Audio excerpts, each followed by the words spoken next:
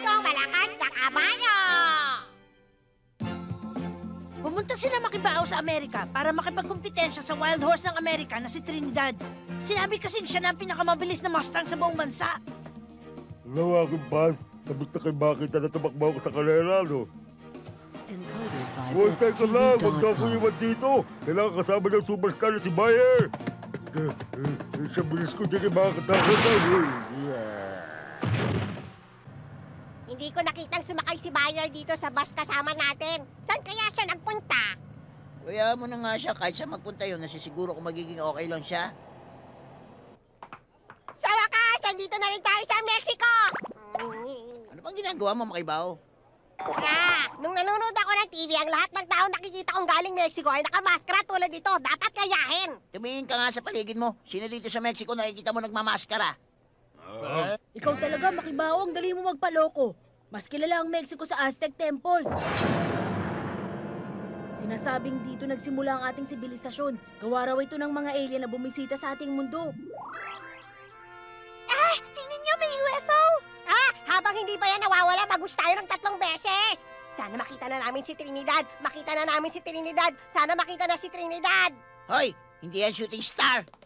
Mga inosente talaga kayong dalawa. Makibao, Kaski, kapag binanggit ang Mexico, Ano meron na Mexico? dito sa bansa ng Mexico, nanggaling ang alamat ni Moctezuma. Mocha coffee? Morning room sa hotel. Mamasang baka mo? Mali kayo! Mr. Zhang, pati kayo gumagawa na rin ng kwento eh. Moctezuma! Siya ang huling hari ng mga Aztecs na nakipagkasundo sa mga Kastila na pumunta sa Mexico. Kaso nga lang, pinagtaksilan siya ng hari ng Espanya. Sinakop ng mga Kastila ang Mexico at pinali si Moctezuma. Maghihiganti ako sa lahat ng dayuhang pupunta sa bansang ito. Mararamdaman nila ang galit ko! Magmula nun, sino man pumunta dito sa Mexico, bigla nagkakasakit. Bigla na lang iinit ang katawan nila at pakiramdam nila, uhaw na uhaw sila. Yan ang sinasabi nila paghihiganti ni Moctezuma sa dayuhan. Sige, ipinapaubaya ko na sa inyong paghanap kay Trinidad, Mr. Zhanghu. Bye-bye! At saan ka naman pupunta? Ayoko manatili dito. Baka paghigantihan ako ng dayuhan yun. Makinig ka muna sa akin. Nalaman pagkalipas sa ilang taon ang rason kung bakit nagkakasakit ang mga tao ay dahil hindi napakuluan na maayos ang tubig na iniinom nila. Ano sa tingin nyo ginagawa nyo? Kailangan mo na pakuluan ng tubig bago ito inumin. Inuuhaw na kasi kami, Mr. Zhang. Bigla na lang sumakit ang tiyan ko, parang umiinit to.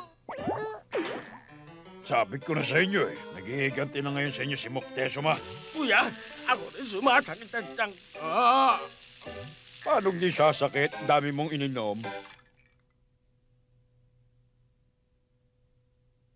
Hindi natin mahanap kagad ang wild horse na si Trinidad dahil nagkasakit sila. Kami 3 na lang ang maghahanap sa kanya. Ganun na nga lang, Mr. Zhang. Salamat. Ganun na nga ang gawin natin. Kailangan ko padalhin sa ospital ang 3 engot na to.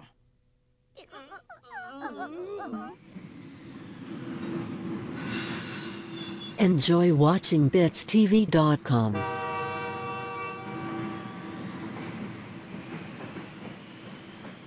Wala na si sibilisasyon ng lugar na to ah. Kaski, saan tayo unang pupunta para simulan ang paghahanap natin? Ayon dito, nandito yung bus stop.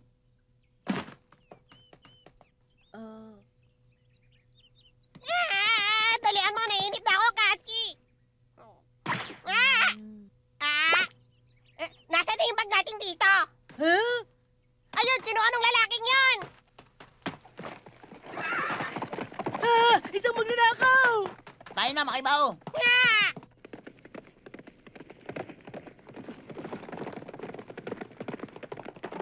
Malas mo naman.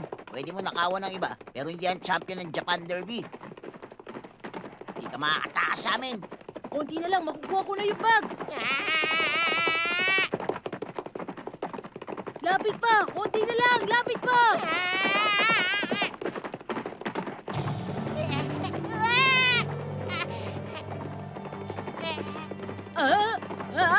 Ano nangyayari sa'yo, Makibao? Bigla na lang akong nahilo at bumigat ng mga pako. Hindi ako makahinga ng maayos, Boss Arnold. Pero sandali pa lang tayong tumatakbo, Makibao. Imposibleng manghina ka na sa ikli ng tinakbo natin.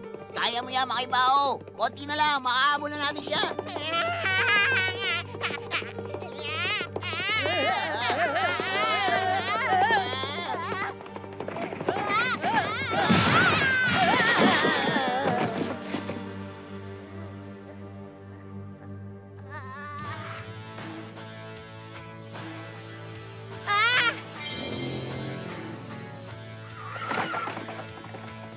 ang wild horse na si Trinidad.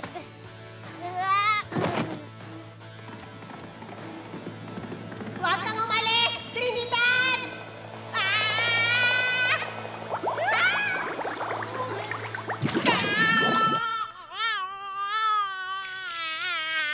Ah! Ano bang ginagawa mo sa akin, Mabuti naman at naisipan mo gumising. Sabihin mo, Makibao, okay ka lang ba? Ha? Andito rin pala kayo, Boss Onald, Kasky. Okay ka lang ba, maliit na aso? Ha? Mali ata ako, isa kang buriko. Excuse me, miss. Hindi ako buriko o aso. Isa ako magaling na kabayong pangarera. Noong isang taon, ako ang nanalo ng Japan Derby competition. At ako rin ang nanalo sa Akime Championship Cup. Ako ang walang talong si Midori Makibao. Sinungaling ka. Makibao, magpasalamat tayo kay Mr. Santos. Siyang tumulong sa atin nung nahilo ka at hinimatay sa daan. Nakuha rin niya ang bag natin. Tingnan mo, oh.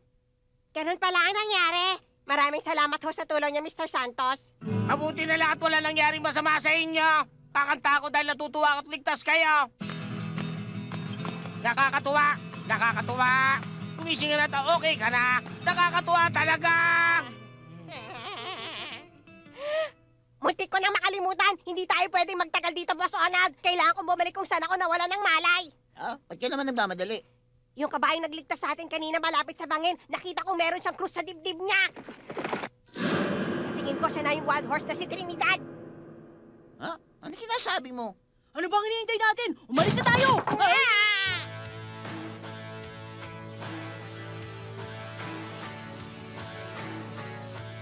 Hindi naman kaya championship pictures to ni Trinidad. Pero hindi ba isang Mustang si Trinidad? Imposibleng makasali siya sa competition. Paanong nangyari ito? Pwede mangyari yon, Kasky. Wala nakakaalam sa tunay na pagkatao ng wild horse na si Trinidad. Posibleng sumali siya sa mga kompetisyon gamit ang ibang pangalan. Yun ang dahilan kung bakit naging maalamat siya. Yan ang kabayong si Moctezuma! Moctezuma? Hindi ba yun ang pangalan ng huling hari ng mga Aztec? Bakit tayo sinusundan ng pangalan na yun? Nasaan na ngayon si Moctezuma, Mr. Santos? Baka siya na yung hinahanap naming wild mustang ng Amerika. Samahan niyo kaming hanapin siya. At bakit nyo siya gusto makita? Pumunta kami rito galing Japan para makilala siya. Yun lang ba?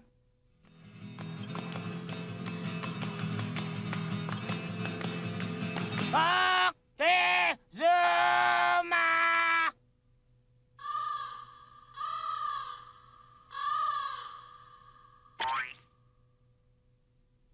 Moctezuma!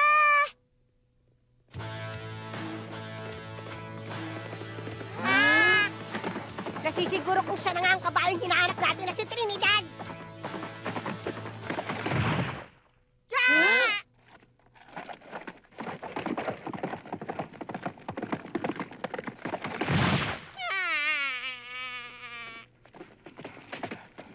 Ginoong Santos, oras na ba para maghapunan? Hindi pa ako nagugutom pero salamat sa pagtawag sa akin.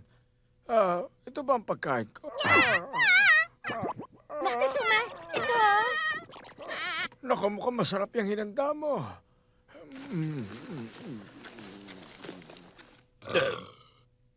Siya na ba yun? Alam nyo, 10 taon nang nakalipas nung maging racehorse champion si Moctezuma.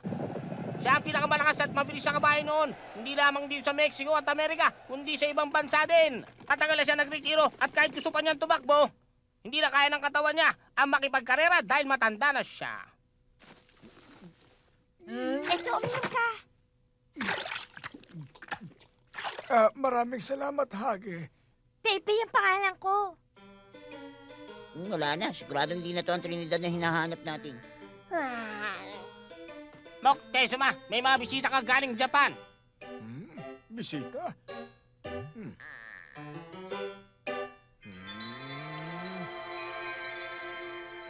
Sabihin mo, Iyo, gusto mo ba mag-train kasama ko para maging world champion?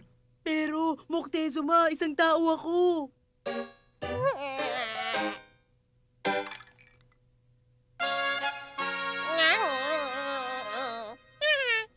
Hindi naman siguro. Matagal na yung article na nakuha ni Mr. Zhang.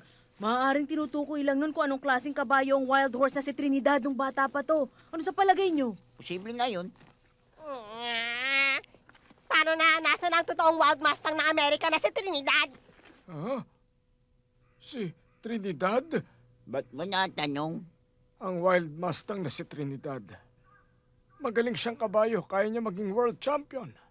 Sinasabi mo bang nakita mo na noon si Trinidad, Moctezuma? Hinahanap po si Trinidad, maliit na kabayo. Halika, sumama ka sa akin. Moctezuma! Teka, hintayin mo ako! Pwedeng kilala ni Moctezuma si Trinidad. Marami kasi mga owner na pupunta rito na naghahanap ng mga Mustang. Hinuhuli o binibili nila ang mga wild horse dito para gawing mga kabayong pangarera. Totoo bang sinabi niyo? Moctezuma!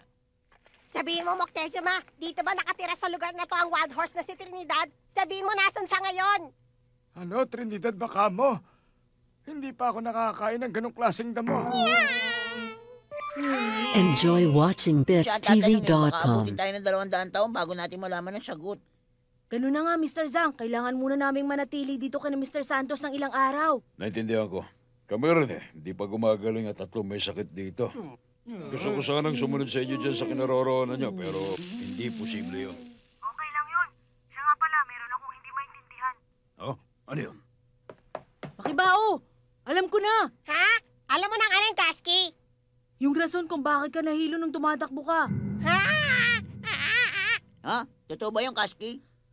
Ang rason daw ay dahil mataas ang lugar na to. Ha? Dahil mataas dito?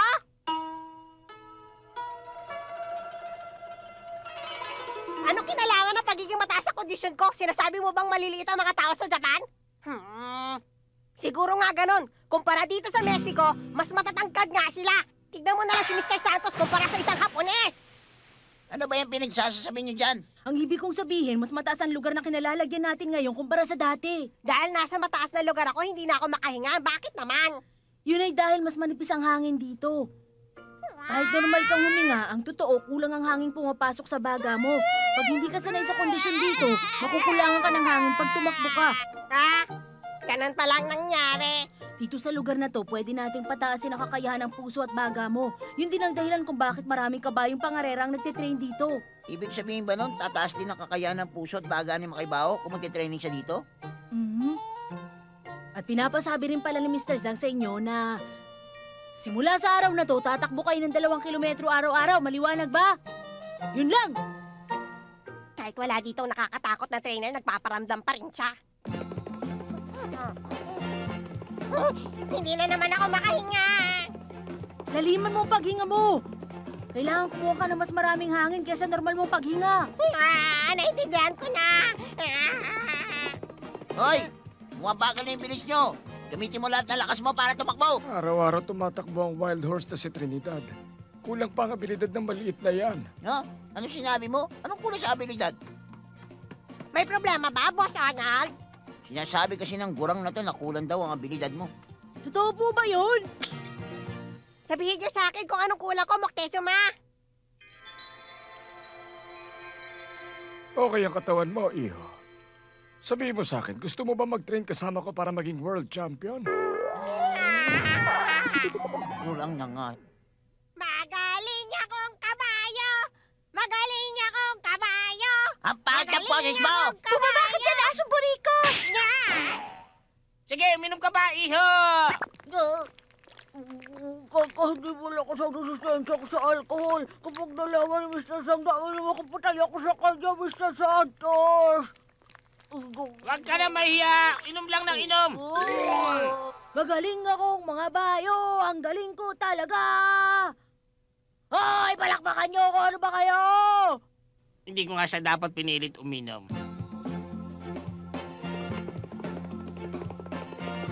Huminga ka lang ng malalim, Makibao. Naintindihan ko! Ano ba, Makibao? Bumabagal na naman ang takbo mo! Kukuha po muna ako ng tubig sa ilog, Papa. Ano yun? Nasisiguro kong uhaw na yung asong buriko.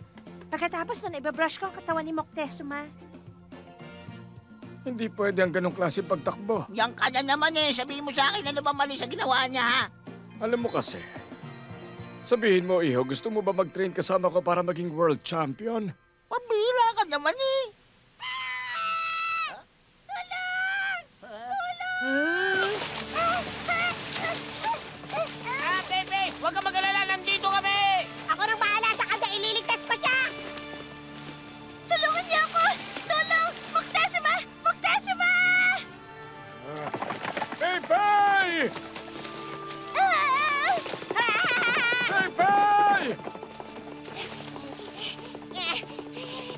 Hindi na naman ako makahinga.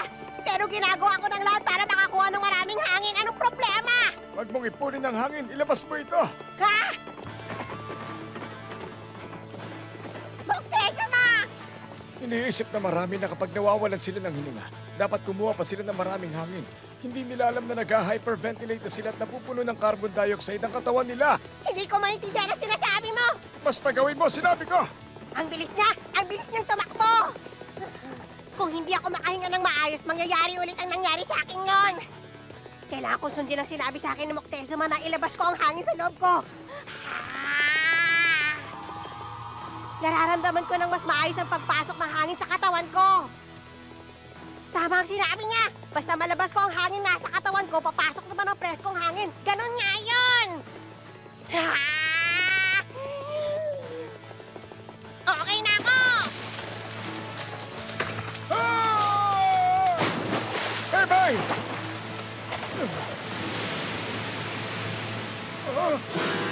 Ah! Pakibaoki!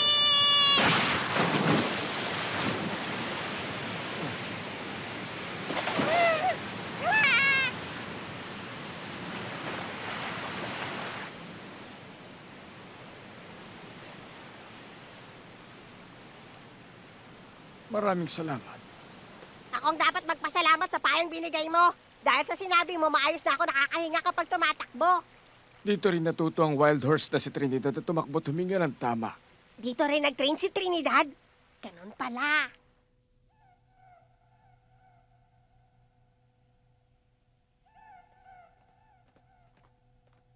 Makibao! Sa wakas, mga kasama! Okay na ba kayong tatlo? Oo, okay na ako, Makibao. Ako rin okay na. Ano, pinakita na ba kayong clue kung saan mahanap si Trinidad? Nalaman namin na pumunta dito si Trinidad para mag-training tulad namin. At saka tinuruan din ako ni Moctezuma ng magaling na skill habang tumatakbo. Ah, Sa wakas nahanap din kita, iho. Sabihin mo sa akin, gusto mo ba mag-train kasama ko para maging world champion? ano problema ng kabayo ito? Sayang naman bumalik na siya sa dati. Pabayaan mo na siya, Maibaw. Kurang na yun eh. Pagbigay na natin. Siya nga pala, may nakita kaming announcement na papunta kami rito eh. Sa tingin ko mahalaga ito. Kung nandito nga ang wild horse na si Trinidad, maaaring sumali siya sa gaganapin na karera dito sa Mexico. Field contest ang tawag sa karerang gaganapin dito. Puntahan natin ito at tingnan. HRA? Mexico Race? HRA? Parang narinig ko na ang pangalan na yan, Boss Ronald. Alam ko na kung saan ko narinig yan. Ang HRA, ang bagong pangalan ng kumpanya na tinayo ni Mr. Styro at nung anak niya. Sinasabi mo mang andito sila dahil nagtatago sila sa Japan dahil sa dami ng utang at kaso nila? Sa tingin ko, magandang pagkakataon na narito tayo. Tama sinabi mo. Mr. Zhang, siya po si Mr. Santos at ang anak niya si Pepe. Sila ang tumulong sa amin. Ay, nako, pasensya na. Maraming salamat sa tulong na binigay niyo sa mga kasama ko. Okay lang, Huyo!